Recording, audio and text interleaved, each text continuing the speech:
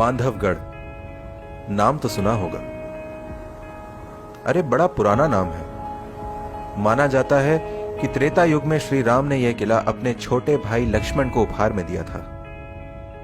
त्रेता युग खत्म हुआ, पर इतने शानदार किले को इतिहास भुलाता थोड़े ही है। इस महल में न जाने कितने साम्राज्य हुए और 14वीं शताब्दी में बांधवगढ़ ने खुद को पाया बघेल शासकों के हाथ में। मगर घने जंगल में आना जाना आसान नहीं था और आखिर जब राजा विक्रमादित्य सिंह ने अपनी राजधानी रीवा में बसा ली तो कुछ ही समय में जंगल ने किले को एक बार फिर अपने आगोश में ले लिया और वर्चस्व स्थापित हुआ जंगल के राजा यानी बाघ का। बाघ का जब जब जिक्र होगा, हिंदुस्तान के दिल में बसे इस जंगल का नाम शायद सबसे पहले लिया जाएगा।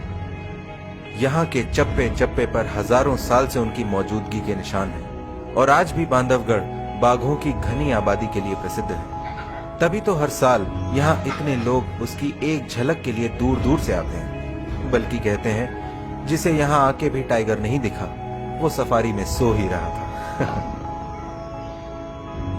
पर बांधवगढ़ हमेशा ऐसा नहीं था, कम से कम बीती सदी में तो नहीं। सालों तक इसे एक शिकारगाह की तरह इस्तेमाल किया गया। ब्रिटिश राज की ठाट बाट में बाघ का शिकार आला दर्जे का शौक था। भला उस समय किसने सोचा होगा कि एक दिन गिनती के ही बाघ बचेंगे। पर आजादी के बाद अब भारत संभलने लगा था और सरकार की नजर पड़ी देश की धरोहर उसके जंगलों पर। धीरे धीरे वन विभाग हरकत में आया और उसने वन संरक्षण से जुड़ी गतिविधि प्रारंभ करी और 1972 में वाइल्ड लाइफ प्रोटेक्शन एक्ट आने से पहले ही बांधवगढ़ को राष्ट्रीय उद्यान घोषित कर दिया गया। फिर 1973 में प्रोजेक्ट टाइगर के अंतर्गत पूरे देश में खास तौर पर बाघों को बचाने की मुहिम चलाई गई और कुछ ही सालों में बांधवगढ़ फिर से फलने फूलने लगा और बन गया बाघों का एक प्राकृतिक आवास।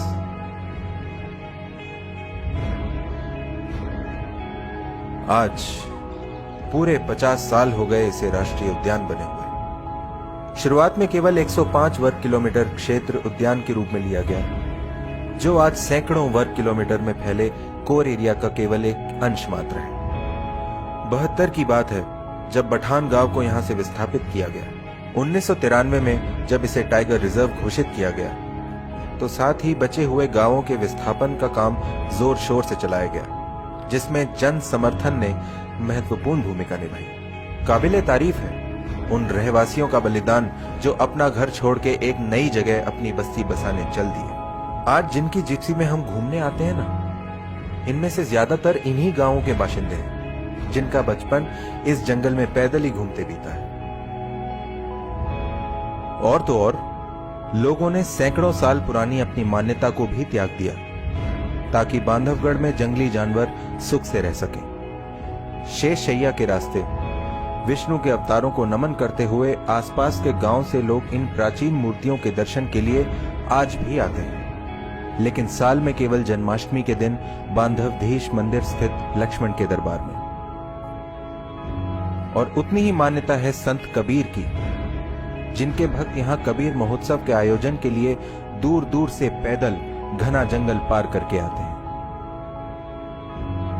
बात इतिहास की हो रही है और सीता मंडप का नाम ना आए। भगवान श्री राम और सीता के विवाह मंडप सी दिखने वाली इस गुफा को वाइल्ड लाइफ प्रेमी किसी और वजह से जानते हैं। हाँ, यह वही गुफा है जहां सीता को पहली बार देखा गया था। सीता, जिसे बांधवगढ़ की कुलदेवी का दर्जा देना गलत नहीं होगा। जब यह जंगल अवैध कटाई और शिकार के दबाव से जूझ रहा था, तब सीता ने इसे आबाद किया। 1986 से 96 के बीच इसने 6 बार शावकों को जन्म दिया और इसी के साथ शुरू हुआ एक नया दौर, टाइगर टूरिज्म का दौर।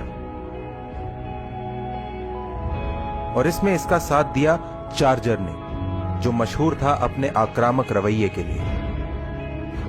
देश विदेश के कई फिल्मकारों ने सीता और चार्जर की कथा दुनिया भर में सुनाई।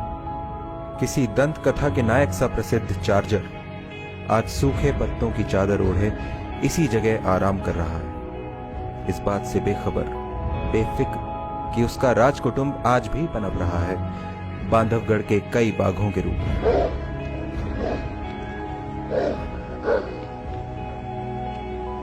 पर जिस दौर की नींव सीता और चार्जर ने रखी थी, उसे आगे बढ़ाने का असली श्रेय देना चाहिए B2 यानी सुंदर को। B2 ने अकेले ही पर्यटन उद्योग की काया पलट दी।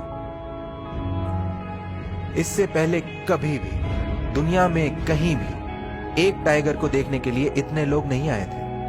अरे नाम चलता था अपने B2 का। और यहीं से पूरे देश भर में पर्यटन से जुड़े लोगों ने एक नया चलन चलाया, किसी जंगल को टाइगर के नाम पर प्रमोट करने का। आज वाइल्ड लाइफ टूरिज्म भारत में सालाना हजारों करोड़ का उद्योग है, जिसने स्थानीय रहवासियों के लिए व्यवसाय के नए आयाम खोले हैं। अर्थशास्त्रियों के अध्ययन से मालूम होता है कि एक पर्यटक का 11 लोगों के रोजगार में योगदान होता है। और मध्य प्रदेश वन विभाग की एक पहल के अंतर्गत पर्यटन से होने वाली कमाई में से 1/3 हिस्सा सीधा स्थानीय समुदाय के हित में दिया जाता है। चारों तरफ घनी इंसानी आबादी से घिरे बांधवगढ़ का प्रबंधन वन विभाग और वन्य प्राणियों के लिए रोज एक नई चुनौती लेकर आता है।